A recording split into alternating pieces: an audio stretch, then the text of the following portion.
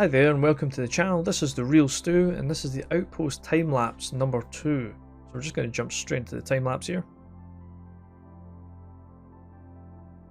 When we left off before.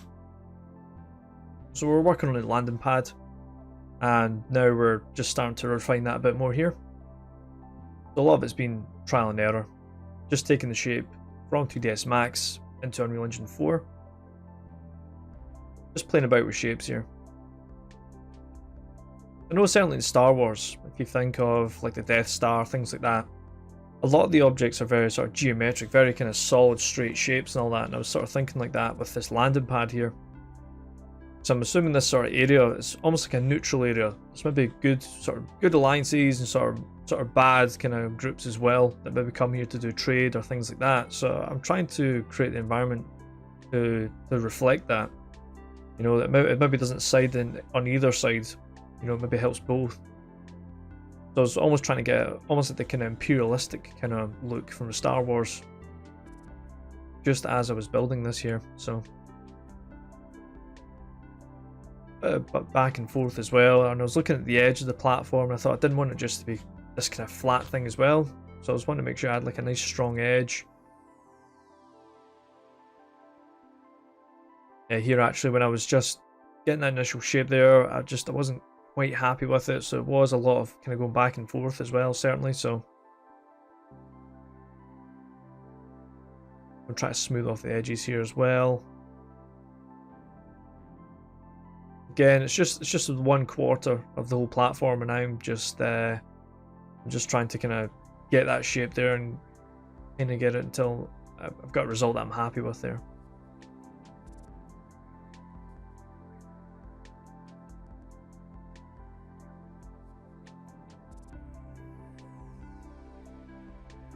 So I'm being careful not to use very straight edges either, because it looks quite kind of blocky. I'm testing out even like the light maps there as well. And I jumped straight into, so this is the interior area that I was talking about in the first video there. It's this kind of train station area. And I'm just using just basic blocks, and I'm trying to just get a sense of kind of like the size of the actual area itself. So I'm imagining that it's going to be quite a huge ceiling, so it gives us the opportunity to put a lot of really nice details and things sort of in the background just as you're going through this environment here. And I'm adjusting the landscape as well, the visibility of it, so I'll paint some areas out. So you can see there's quite a lot of big shapes here, and I do a lot of grouping of it as well. And the good thing is with the sort of smaller squares and things, it allows you to just sort of quickly change areas as well. And if you want sort of specific areas, maybe some areas removed or little details there, they can be adjusted there. I've actually created the track area along with the platforms. Again, a lot of these assets are all used from the factory that I have. And I basically just brought these assets into the environment here. And it means that I can quickly block out details here. The train track area here, certainly, I blocked a lot of that out before, prior to recording this, so that's why those things are in there already. You can see I'm just bringing up the concept piece, just to kind of get a better sense of what I want to create there.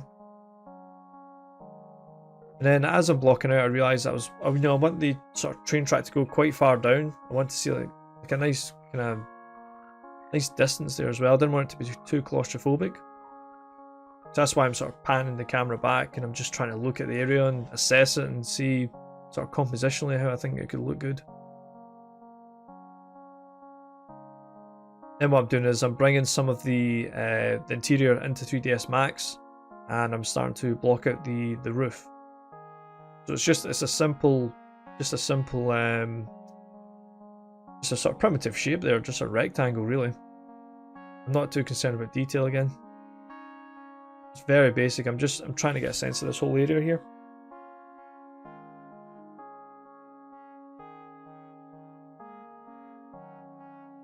And I'm throwing down just some basic UV maps / light maps. You can see there I'm painting out some of the landscape. Just blocking it all out there. Because the polygons are so low as well, good thing is you can just copy that, and you know, you're not going to worry about too much about performance or anything like that. And here I'm just fleshing out the train track itself a bit more. I'm trying to think how the track actually gets supported as well. So from a design point of view, I just want it to make sense. I don't want to just sort of throw in shapes just because I want to. You know, I want each asset to be justified as to why they're there. Then I'm just taking each section of that interior, I'm grouping it, and then I'm just alt clicking and dragging just all the way along, just to increase the length of it. I'm playing with a lot of the shapes here as well. You can see it goes quite far back, but it does invite sort of interesting compositions because of that. Because I think as I started blocking this out, I realised, you know, this is going to be probably quite an important part of this environment, you know, so I knew that it was going to take a lot of time. So I'm adding here some atmospheric fog as well, just so we can create a much bigger sense of space, distance. And I'm just changing a lot of the kind of properties and attributes there. A lot of it's just playing about. I'm seeing how it affects the outside as well. I think eventually I just settle with just the actual interior having the atmospheric fog. Outside isn't necessarily going to have it. May do in the future, but this is almost like one of these kind of end sort of, you know, processes. But I'm just putting something down just so I can kind of get a sense of how I want it to look. And then there, that's just the kind of simple tunnel there. That's, you know, where initial camera's going to fly through, so that you can see this whole open area. So I think this was about an hour and a half. I think I was working on this area. Roughly that. So I'm putting the light mass importance volume in as well, so that Unreal's only going to calculate the light and shadow only in the kind of the areas just in that specific box there. Just saves on performance. I'm just continuing blocking out this scene here. Just realised I missed one of the blocks there. Once I'm happy with this area, of course, what I eventually do is I'll block out with much bigger shapes. Right now, the good thing about, like I say, with these smaller shapes is it allows you to change a lot of the different areas. I'm just trying to be as flexible as possible when I'm blocking out here.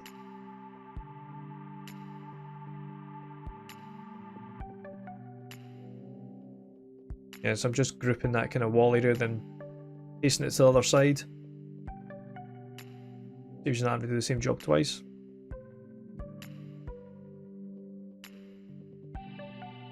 Just building the lighting there, looking at the concept piece. So even though it is like the train station area, I'm still looking at the concept piece for kind of ideas there. I'll just go back to the concept piece there. So you can see where we started off there again, just with the small tunnel, but we're fleshing out to something much bigger. And like I say, that's just part of the process, and I was wanting to make it a lot more interesting there. Just taking those basic ideas and really fleshing them out, because I think once you bring them into Unreal Engine 4, certainly, you'll start getting a better sense of how things are made there. Thanks for checking out this video. So I've been The Real Stu, and if you do like the content here, like and subscribe, and also you can follow the project behind me live on Twitch. Just look for The Real Stu, the link's down below, and I'll see you in the next video.